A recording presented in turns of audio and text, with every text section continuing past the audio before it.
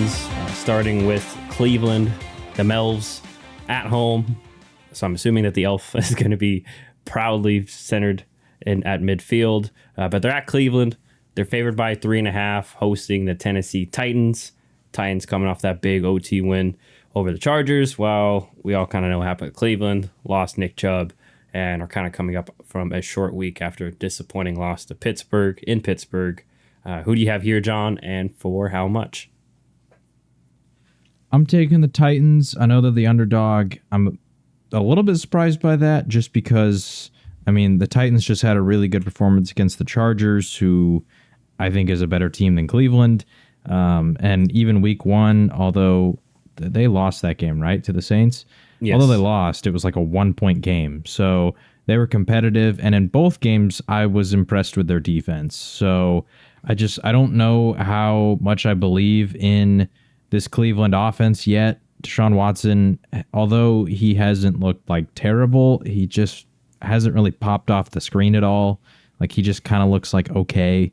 And that was with Nick Chubb.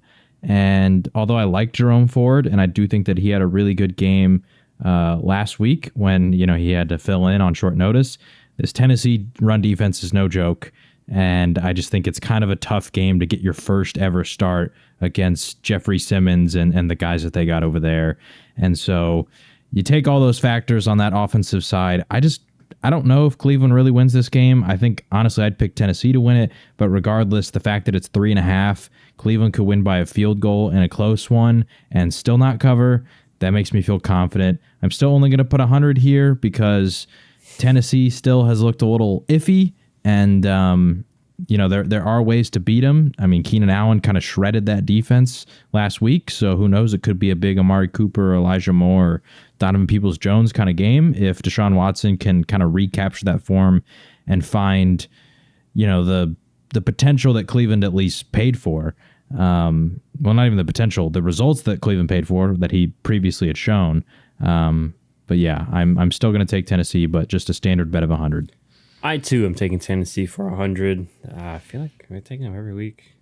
No, I picked no ones first week. But for many reasons you said, obviously no Nick Chubb, so that would have been an interesting chess match if he was healthy, unfortunately. And like Deshaun Watson, for lack, is just not the same guy as the one we saw in Houston. I think it's fair to say.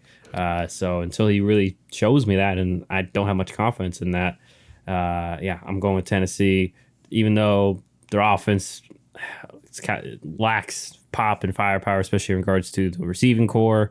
Johnny Hopkins made it through last game, so he gets another, probably rest a bunch of this week. And like you already alluded to, they've just it's like we talked about too in before the season. Like, this Tennessee team just always finds ways to stick around games and stay relevant throughout the whole year. And I don't foresee Cleveland blowing them out. And it seems like Tannehill may have kind of readjusted to NFL play, as last week had a much cleaner game as opposed to week one. And like we mentioned, even though he had 3 interceptions week one, they only lost by 1. So, they'll probably muck this one up. So we are both in agreement, both in regards to picking Tennessee to cover and for the same amount, 100. So let's go on to the NFC, going to Detroit, where the Lions are at home. They are favored by 3.5, hosting the 2-0 Atlanta Falcons. Who are you going with here, and for how much? I believe in Atlanta, although I dislike the way that they use Kyle Pitts and Drake London, and it's not even necessarily because of how talented those guys are, all that plays a part. I think it's largely in part just because of the draft capital they spent on them. Although I really dislike that. I do like the run game that they have going on. I do think that with the quarterback situation they have, because I'm not a big Desmond Ridder guy, that the run-heavy attack is the way to go, and you can make his life simple. I don't know how well Detroit is going to be able to stop Bijan Robinson in that run game. And Detroit also just, at least so far, seems to kind of play to their opponents. Like against Seattle, it was a shootout, and Detroit was able to play in that. And against Kansas City, it was a tight game, and it was close and low scoring, and they were able to play in that. But the key denominator here is that the games are close for the most part. And in a close game, I'm going to favor the underdog especially considering that I think that Atlanta is going to be relatively mistake free just with the style of play that Arthur Smith is wanting to employ. So, yeah, I'm going to go with Atlanta, and I'm going to take another standard bet of 100. Well, once again, we are in complete agreements. I, too, am going with the Falcons for the Atlanta Falcons for 100. I'll talk more about the other side. You mentioned the offense. It's going to be a bit conservative, but I think they've shown that they can push the envelope every now and then if they see teams, cheating, loading the box, and especially with their explosive backs and Algier, but obviously Bijan, the main star.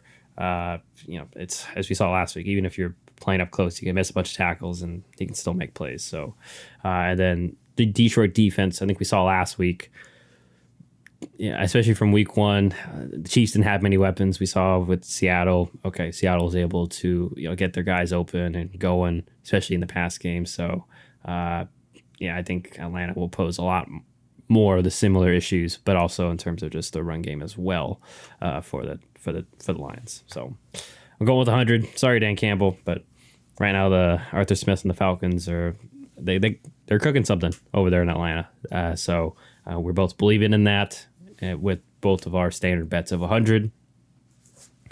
Staying in my division, or technically both the AFC South and North, because they do play each other this year, going over to Green Bay, where my Packers are at home.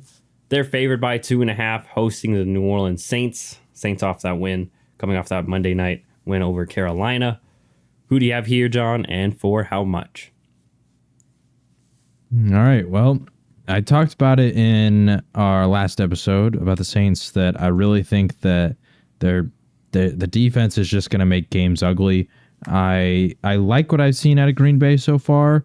That said, I wasn't a huge fan of their ability to move the ball last week against Atlanta, and this could just be small sample size, and I don't really know how to judge this Green Bay team as of yet, but I do think that the Saints defense is going to have some success at limiting the overall score here. I think it's going to be a low-scoring affair, and for that, I'm going to take the Saints, the underdog. Once again, like I just said with the previous game, if it's going to be low-scoring, then I think it's going to end up being a close one. I could see Chris Olave making a difference here for New Orleans.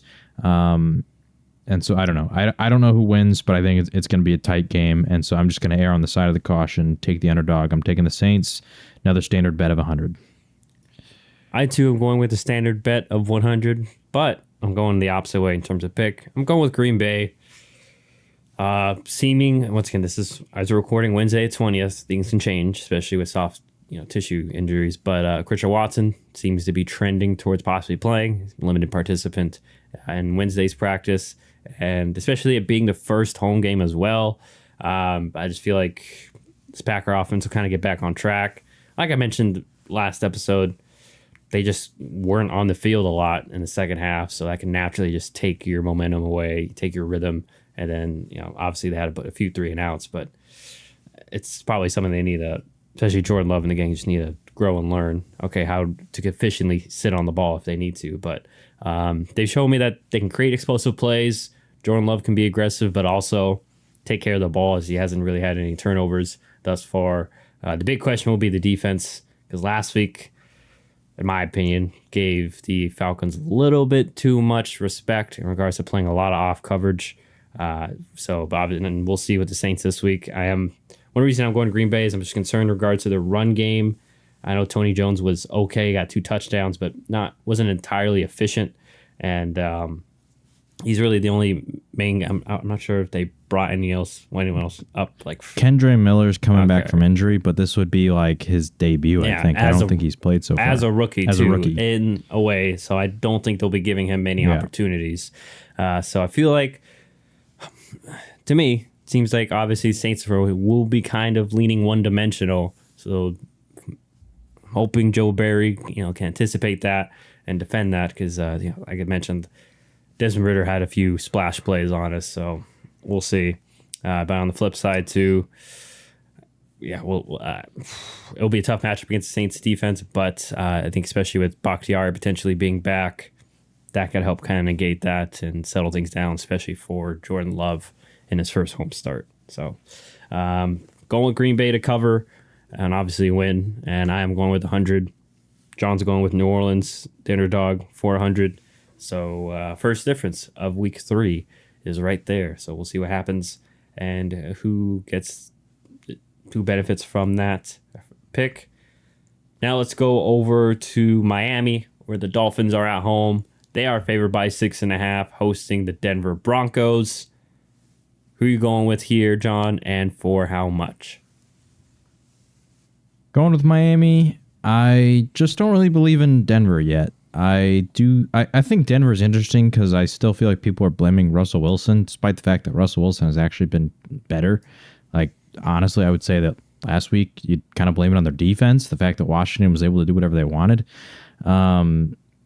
But regardless, overall, I don't know if I quite believe in Denver as of yet. I think that Sean Payton hasn't been able to fully put his identity on this team in terms of just the weapons and the way that they want to play football. And I don't know if he's fully found out the balance, too, of Pirine and Javonte versus how much they should pass and just all this kind of thing. So regardless, point being, I'm going to go with the Dolphins. I'm going to put 50 on them.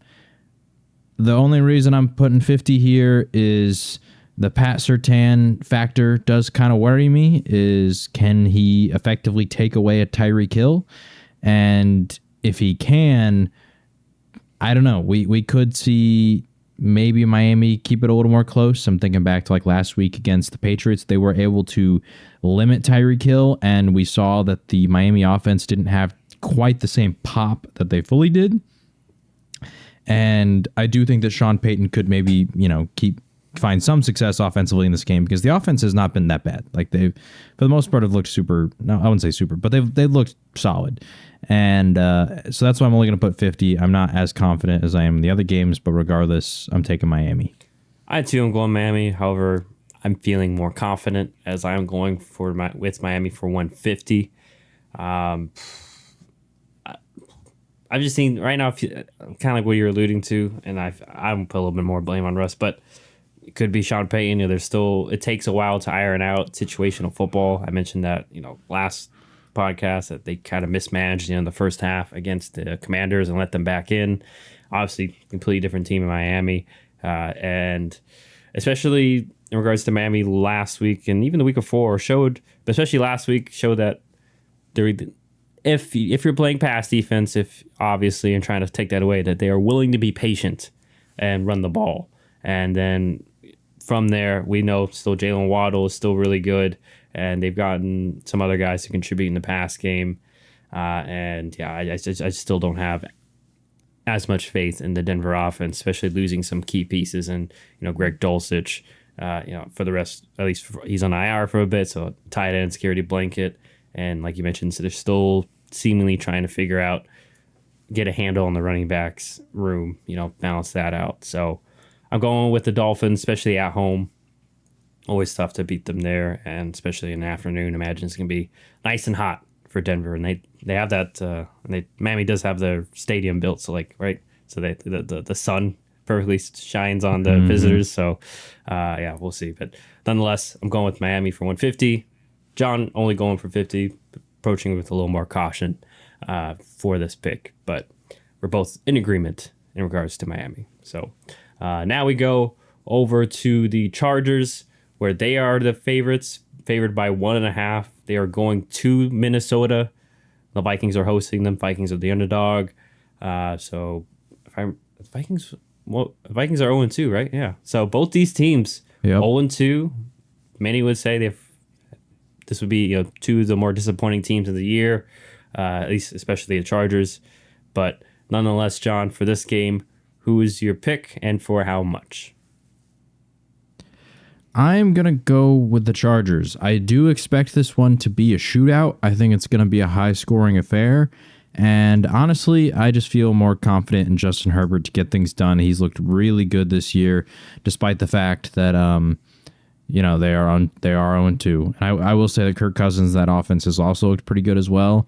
But I do think that the Vikings run game has been pretty pitiful. I mean, we saw they just traded for Cam Akers, but So I don't know. I don't think, at least in this game, he's not going to have much of an impact because he's just going to show up. So who knows how much he even plays. And so I think that's going to make him a little bit one-dimensional, to where the Chargers have at least shown the ability to do both so far in their 2 games. Now, last week, they didn't really run that much, but they were playing Tennessee. I don't think that Minnesota's run defense is nearly as good as Tennessee's, considering the fact that we just saw DeAndre Swift absolutely torch them last week. Now, I don't think that the Chargers are going to be able to run as effectively as the Eagles did, but I do think that they can have a bit more of a balanced approach overall. And so I'm going to take them to win this shootout in Minnesota. And I feel pretty confident in them being the team that comes out 1-2 on the other side here. So I'm putting 200 on it. My biggest bet so far. Nice. I'm in agreement, except for how much. I'm going with the Chargers as well. I'm only going for 50 just because it's like you said last week. It's just I'm scared that the defense is for somehow, or late in the game, somehow, some way, the Chargers are gonna biff this and could potentially lose. So that's the only why I'm putting 50. Because obviously Minnesota, we know what we're getting, at least out of Justin Jefferson. He's been pretty consistent, even though they've been 0-2, and Hawkinson's been pretty involved. And yeah, we'll see if they can get the run going. Obviously, not with Cam Akers, but with Madison this game. But obviously, on the flip side, like you mentioned, Minnesota's defense less talented than the Chargers' defense, and obviously, like you mentioned, Chargers' offense will give them issues, even if they don't have Austin Eckler, who, as of right now, has yet to practice, so he may be out again. But like you mentioned, Josh Kelly, week 1, kind of filled in pretty well for Eckler when he left that game. So, yeah, I'm going with the Chargers. I just feel like, especially the pressure's kind of, I know the pressure's on both these teams. I feel like the Chargers have been more under fire in regards to that pressure, especially Staley.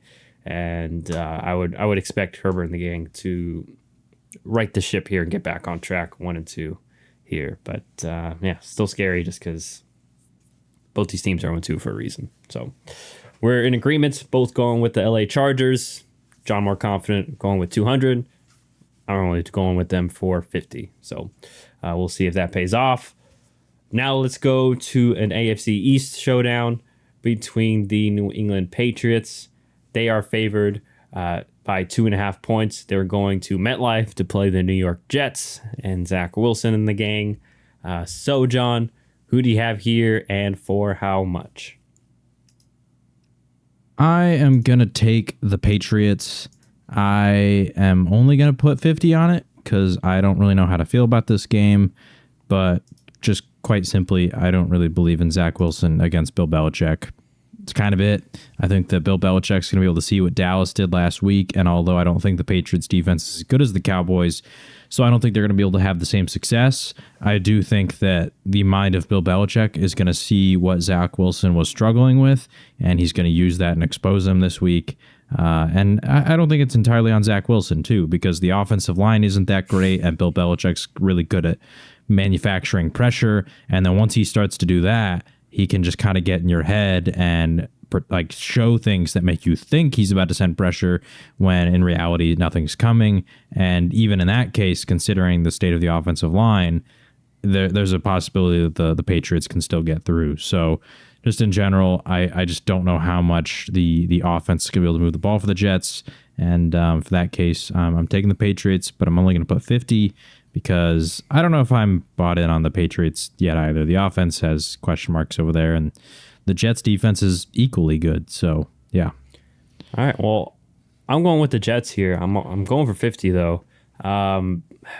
You mentioned concerns about the Patriots offense, and I think was a tipping point for me. I just feel like I think the offense schematically is better. They have better ideas, but still the same issue of, like we mentioned last podcast, is they really don't have much talent that scares you, especially skill position wise.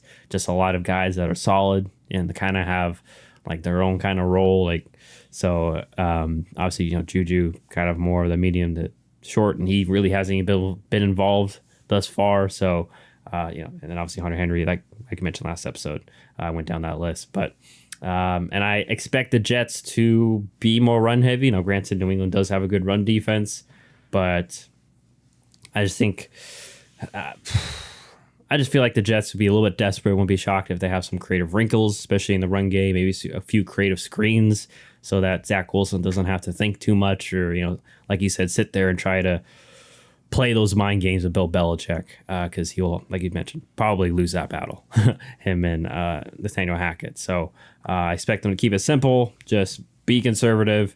Hopefully the defense comes through with a play or two to help them out. And I expect that to happen because, like we've seen the first 2 weeks, New England has just shot themselves in the foot at critical moments with turnovers and harsh ones, fumbles, poor interceptions. So I'm going with the Jets, but definitely not a game I'll probably be watching very closely live since the last few matchups have not been very offensive ridden. And interesting point, this was, I think, the matchup that kind of caused the initial Zach Wilson benching was because remember the Patriots won off the punt return.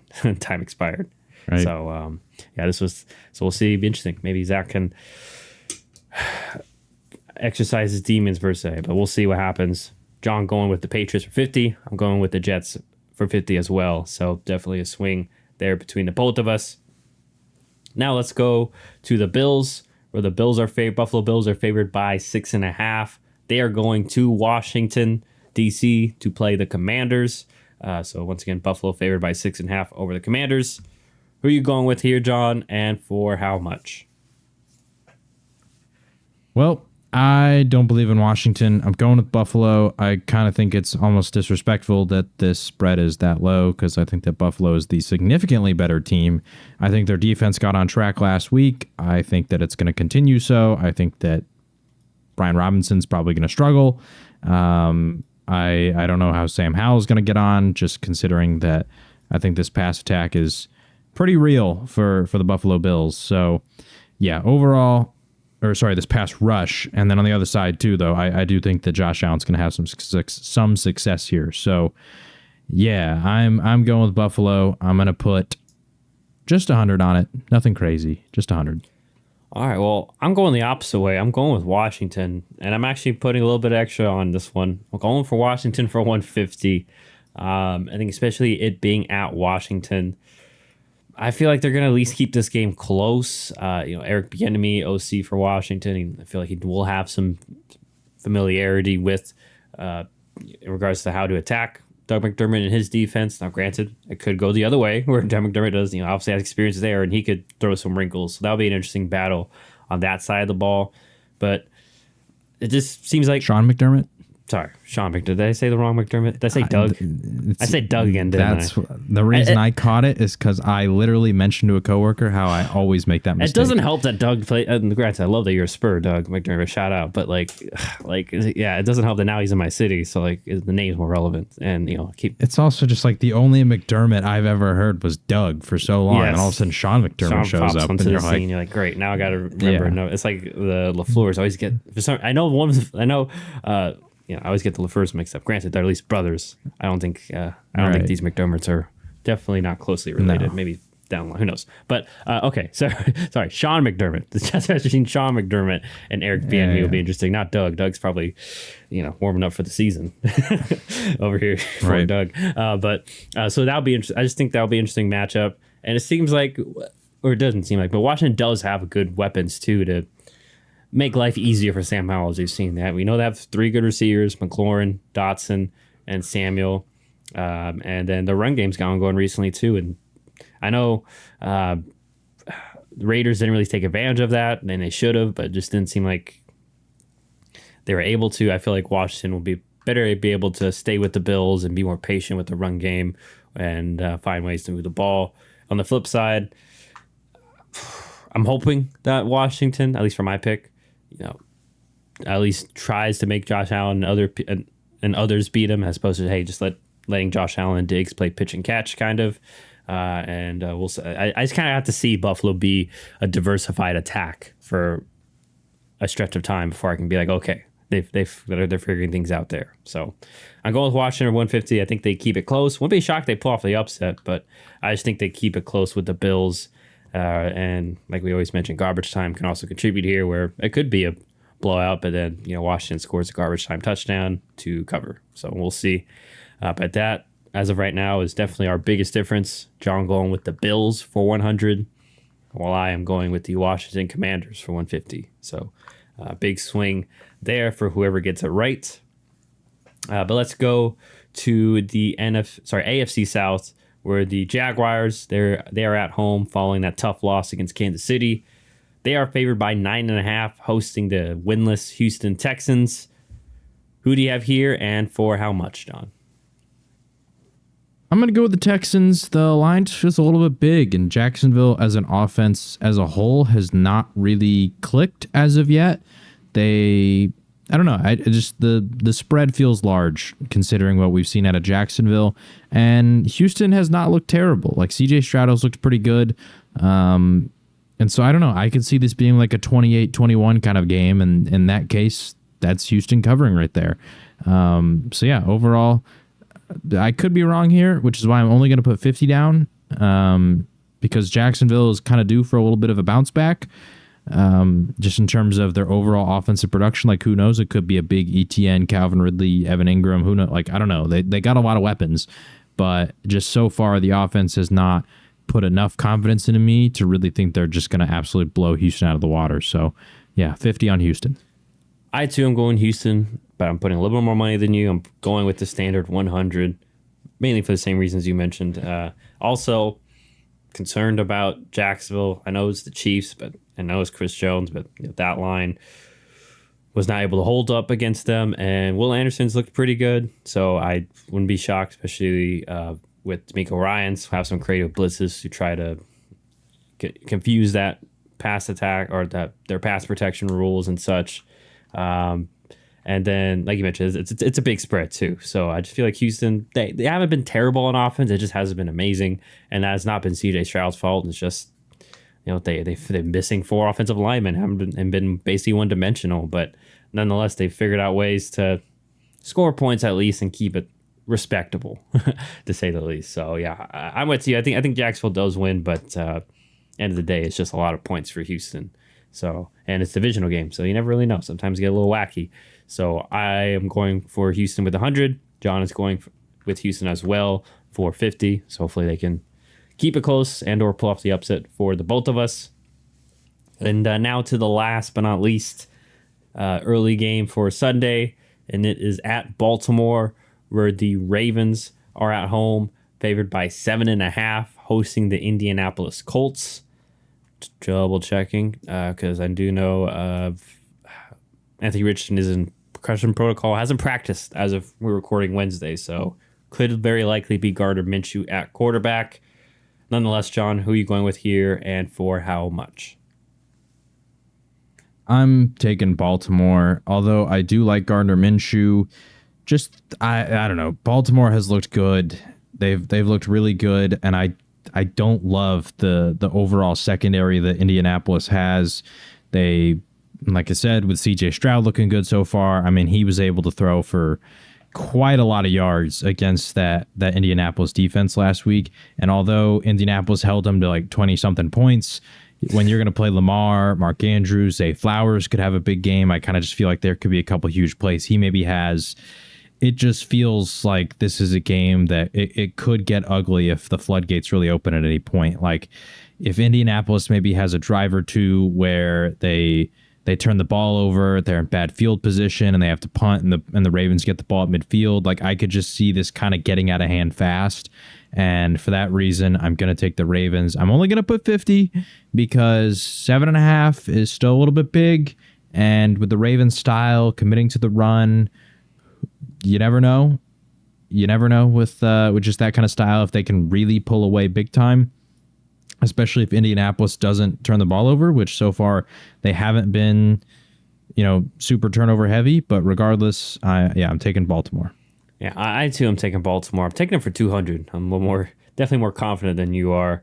Whether it's Gardner or Anthony Richardson at quarterback, like you mentioned, this Baltimore defense has been really solid thus far. So I think they'll give them problems, and especially in regards if it is Anthony Richardson. And I just don't think that the defense will get fooled as much. They'll be ready to they'll know what to anticipate because they literally practice against Lamar all the time. And that's no offense to Anthony Richardson. He's just not there yet. So I think they have a good idea of how to defend the option game and we've seen the Indianapolis pass game be inconsistent, especially with Richardson at quarterback. And even if it is Minshew, their offensive line still, not up to par, I think, as what we've expected in the past few years.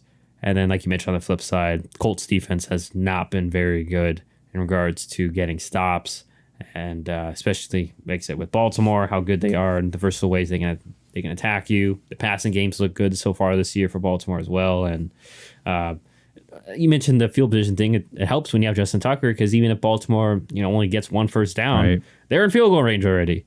So as long as they really just enter your side of the field, they're pretty much already in field goal range. So yeah, I'm going with Baltimore as well. Feeling a little more confident, like I mentioned. So I'm going with Baltimore for 200.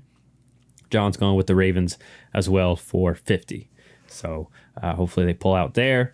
Now let's go to the later afternoon games for Sunday, starting on the West Coast up in Seattle, where the Seahawks are at home.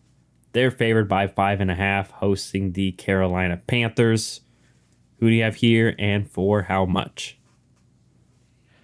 This just feels like kind of a gut call. I'm going with Carolina. I'm only going to put 100, sort of a standard bet. But I don't know. Seattle, they've just looked a little iffy to me so far. Isn't DK dealing with an injury too, or am I wrong on that? I know he dealt with the injury in the game. Sorry. ESPN's.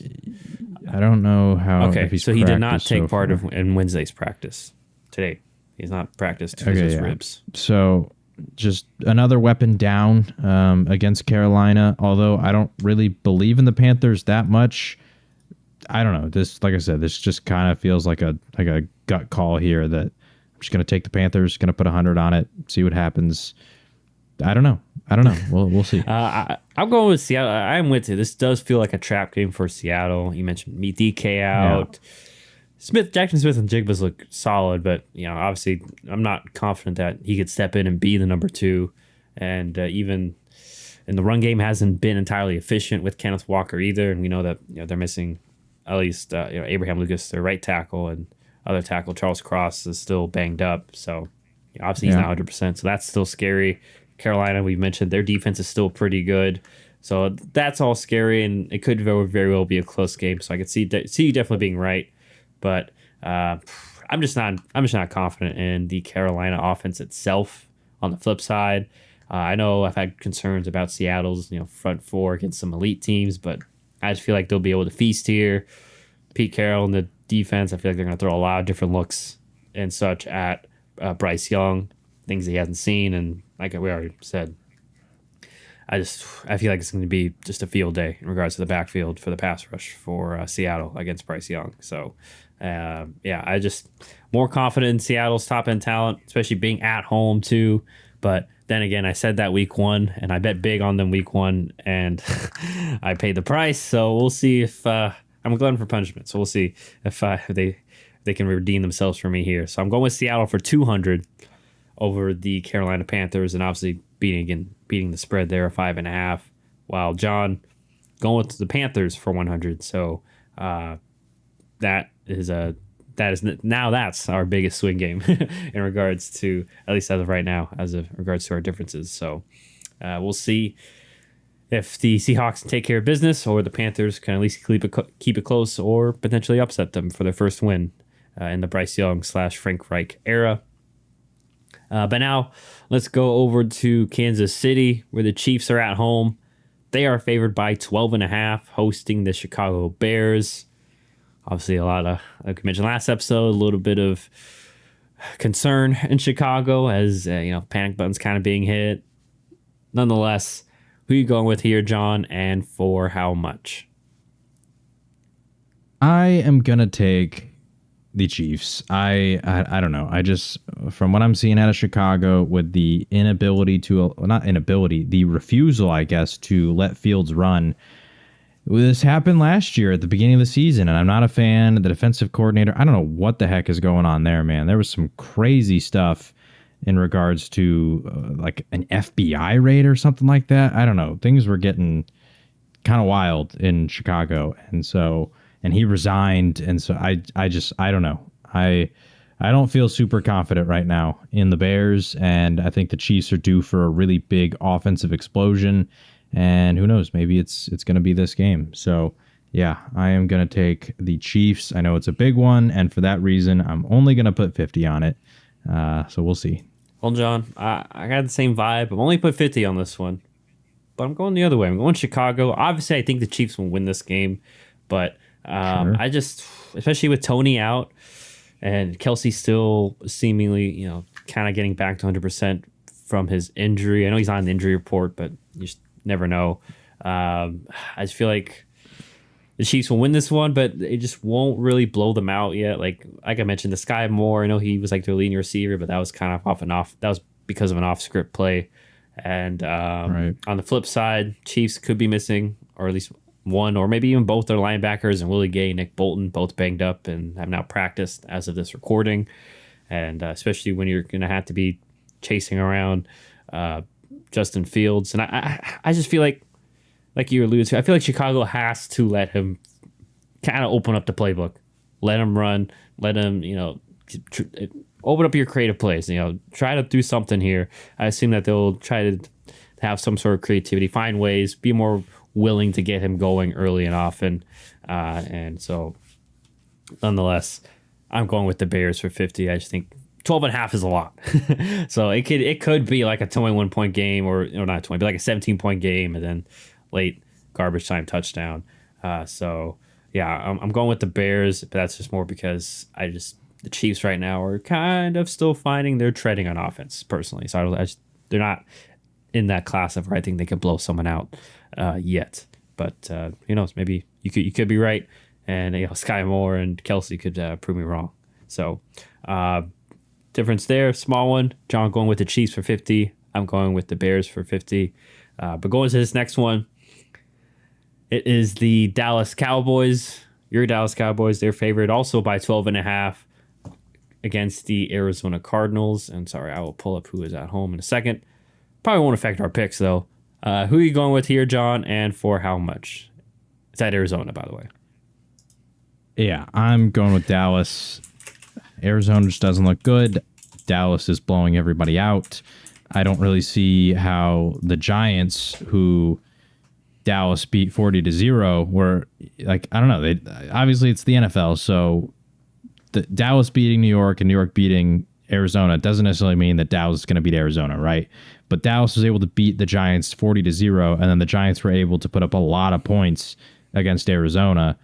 I just don't see a world in where Dallas isn't going to score a lot here. And I also think that it's going to be a rough day for Josh Dobbs. I don't know where their offense is going to come from, if at all. So, yeah, I mean, like we saw it against the Jets, right? Where like they had that one long touchdown, but that was kind of it. Yeah. So I'm going with Dallas. The spread is big because who knows? Maybe Dak throws his first interception of the season, or somebody fumbles or something, and Arizona finds life and they surprise some people. Because I will say, through 2 weeks, Arizona has been competitive. They have surprised me. I guess. I mean, I picked them week one. I picked them both actually, and they've covered both times. So they have surprised me, or not me, but the nation. Sorry, they've surprised the general, the public in terms of how competitive they've been. So that's why I'm only going to put 50 down. And that's just, once again, purely because of how big the spread is. But I feel very, very confident in a Dallas win here. Me too. I'm going with Dallas for 100. You already said everything. Like it's, and unlike like I mentioned about the Chiefs, I feel like Dallas has literally proven the first 2 weeks that they can just steamroll someone when they start getting momentum. They shut the door, which has been an issue for many teams. In their early going, is keeping the other team around via mistakes or something. Dallas has not done that. Dallas has, when they grab a lead or when they're when the momentum's on their side, they keep the pedal to the metal. So I'm a little more confident. I'm going with them for 100. But if the Cardinals keep it close or even cover, then okay, well, I guess I was wrong. But yeah, obviously I'm more confident in Dallas potentially covering that than the Cardinals keeping it close. So I'm going with Dallas for 100. John's going with them for 50 over the Arizona Cardinals.